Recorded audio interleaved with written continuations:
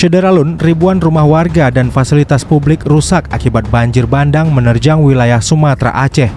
Kendaraan warga mulai dari mobil, sepeda motor, hingga truk tak luput dari terjangan banjir. Kini debit air yang menerjang pemukiman warga berangsur surut. Kerusakan pun terlihat di mana-mana dengan banyaknya rumah warga yang hancur. Tak hanya itu, lumpur yang terseret banjir bahkan sampai menutup rumah-rumah warga. Banyak kendaraan yang terendam dan dipastikan kondisinya rusak.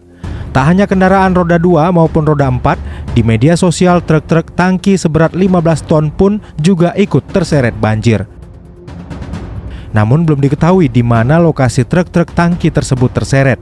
Sementara akibat banjir ini sebanyak 753 orang dilaporkan meninggal dunia.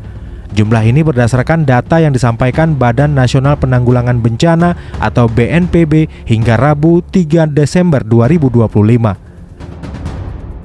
Dari data itu, 301 korban meninggal dilaporkan di Sumatera Utara, sementara 163 warga belum ditemukan.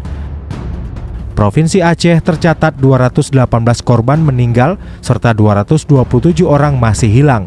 Adapun di Sumatera Barat, sebanyak 234 orang meninggal dan 260 warga dinyatakan hilang.